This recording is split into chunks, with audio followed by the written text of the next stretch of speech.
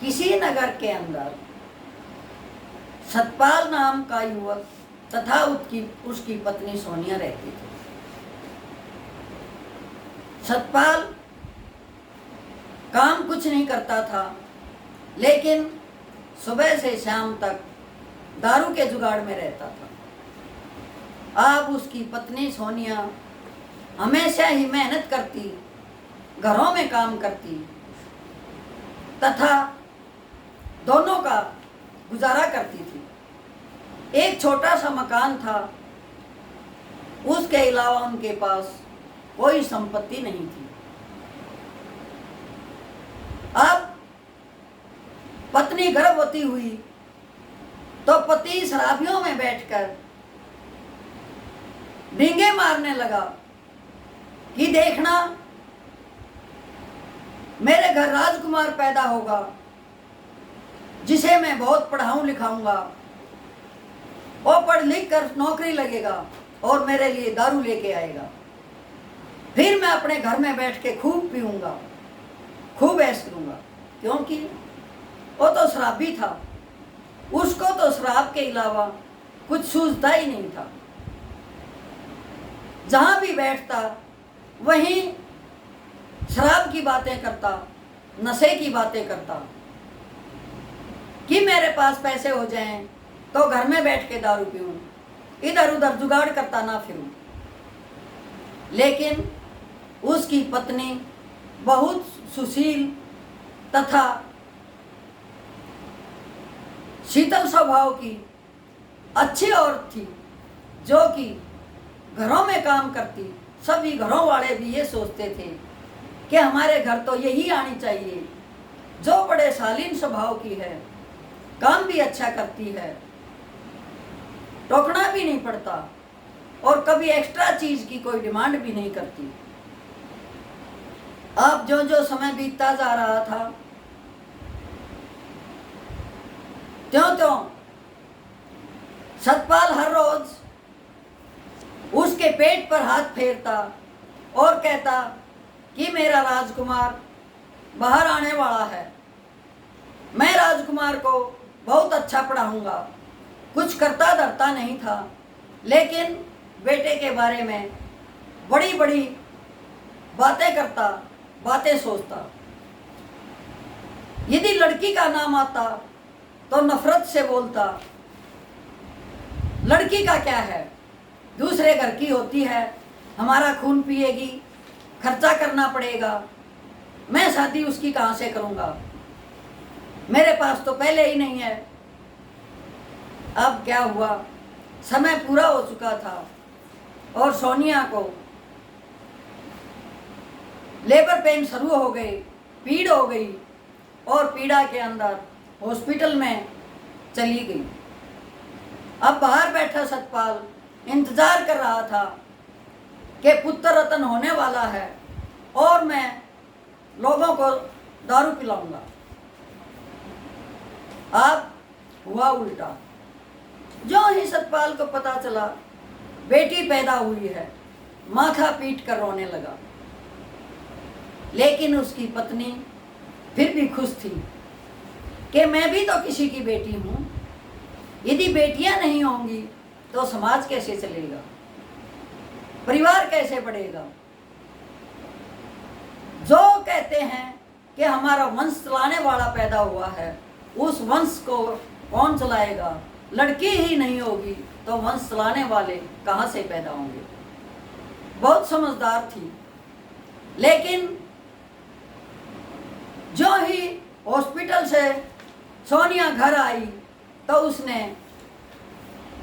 उसे पीटना शुरू कर दिया कि मैंने कहा था तुझे लड़का होना चाहिए, तूने लड़की क्यों पैदा की है, मैं इस लड़की को मार दूंगा, मेरे को ये बिल्कुल अच्छी नहीं लगती।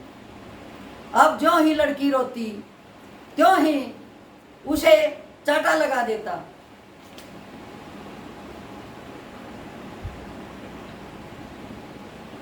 और नफरत करता, कभी हाथ पकड़ के चारपाई से नीचे डाल देता, कभी कुछ करता।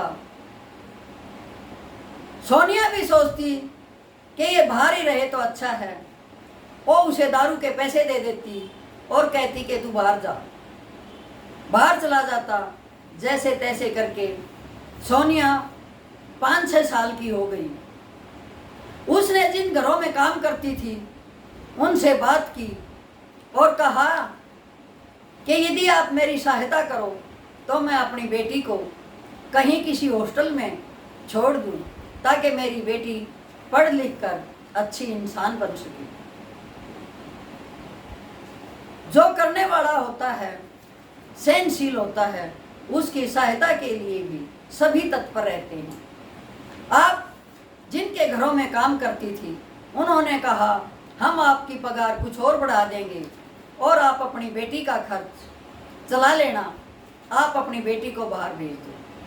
अब माँ ने क्या किया कि पिता की नज़रों से दूर बेटी को किसी हॉस्टल में डाल दिया और बेटी भी इतनी अच्छी निकली कि बहुत अच्छे तरह से पढ़ी और उसने नीट का एग्ज़ाम क्लियर करके डॉक्टर बन गई। अब 20 साल गुजर चुके थे। सतपाल को बताया गया कि मैंने तेरी बेटी को तो किसी को दे दिया क्योंकि हम उसका खर्चा नहीं उठा सकते थे। अब सतपाल तो पहले ही खुश था। सोचा कि चलो पीछा छुड़ा, शादी नहीं करनी पड़ेगी, घर में खाना नहीं खाएगी, खाम खा का खर्चा था, बेटी को दे दिया तो बहुत अच्छा किया, मेरा खर्चा तो ये उठा ही रही है। अब शराबी था, बहुत ज़्यादा दारू पीता था, फेफड़े खराब हो गए और उसको टीबी हो गई। अब उसको टीबी हॉस्पिटल में दाखिल करवाया गया। जो उसका इलाज कर रही थी और उसी की बेटी सुधा थी। अब सुधा ने पिताजी को देखा और हाथ जोड़ के प्रणाम किया कि पिताजी, मैं ही आपकी बेटी सुधा हूँ जिसे तू बचपन में मारना चाहता था, जिससे प्यार नहीं करता था, लेकिन मैं आज भी नाराज़ नहीं हूँ क्योंकि कम से कम दुनिया में तो मुझे लाया, उसका मैं आपको धन्यवाद देती हूँ। इतनी बात सुनते ही पिता बेटी से माफ़ी मांगता है और रोने लग जाता है कि मैंने कितनी बड़ी गलती की है, एक होनहार बच्ची का निरादर करके।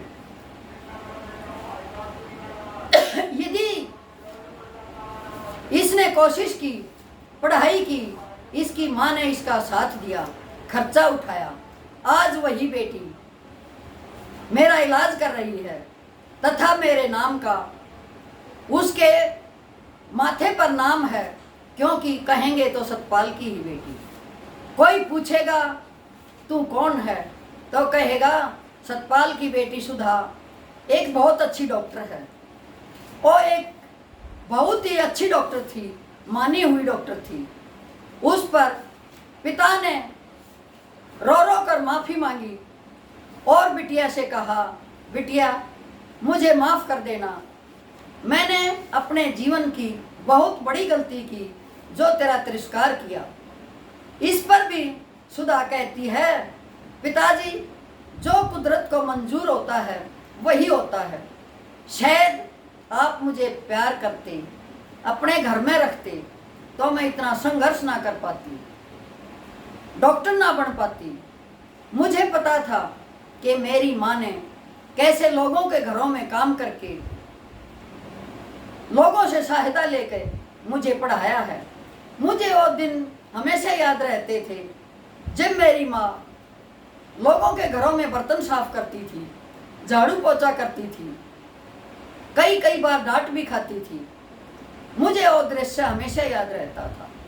उन दृश्यों को याद करके मैं बहुत अच्छे लगन से पढ़ती और सोचती कि एक दिन मैं ऐसी बन जाऊं कि मेरी माँ को घरों में काम ना करना पड़े, मेरा बाप मेरी माँ की पिटाई ना करे, मैं दोनों का खर्चा आराम से उठा सकूं। तो एक हिसाब से मैं सोचती हूँ कि आप मेरे गुरु भी हैं। यदि आप मुझे लाड प्यार से पालते तो आपके पास तो कुछ था ही नहीं, न ही आपके पास मेहनत करने की क्षमता थी। मेरी मम्मी जो कमाती उसको भी आप उड़ा ही देते थे। मेरी मम्मी पर भी तरस इसलिए खाया लोगों ने क्योंकि तू शराबी था। शराबी की पत्नी होने की वजह से लोगों ने मेरी माँ पर तरस खाया और मेरा खर्चा उठाया। आज मैं डॉक्टर हूँ, उन लोगों की सेवा करके मैं सब कर्ज उतारूंगी जिन्होंने कि मेरी पढ़ाई में मेरी माँ को पैसे दिए और हमारा आज तक साथ दिया। यदि कोई भी उन घरों का मरीज आएगा, मैं अपने माता पिता समझकर उनकी सेवा करूंगी तथा उन्हें जितना अच्छा हो सकेगा उतना अच्छा इलाज दिलाऊंगी, क्योंकि मेरे ऊपर सभी परिवारों का कर्ज है। सभी ने मेरा साथ दिया है, सभी ने मुझे डॉक्टर बनाया है। तो ऐ दुनिया वालों, ऐ समाज वालों, मैं आपको ये बताना चाहती हूँ कि लड़की से कभी नफरत मत करो। बेटी को बेटा समझकर पालो। बेटियां बड़ी होनहार होती हैं। बेटियां हमारा नाम, हमारी इज्जत, मान सम्मान सभी बढ़ा सकती हैं। परिवार का बढ़ाती हैं, समाज का बढ़ाती हैं, देश का बढ़ाती हैं। विदेशों में जाके भी ये कहलवाती हैं कि इंडिया की बच्ची कल्पना चावला अमेरिका में साइंटिस्ट थी, लेकिन नाम इंडिया का ही चमका था। अभी अभी एक लड़की 19 साल की जो कि यूएसए की आर्मी में भर्ती हुई है अच्छी पोस्ट पर, वो भी ये कहती है कि देखो मेरा इंडिया कितना अच्छा है, मैं साहसी हूँ।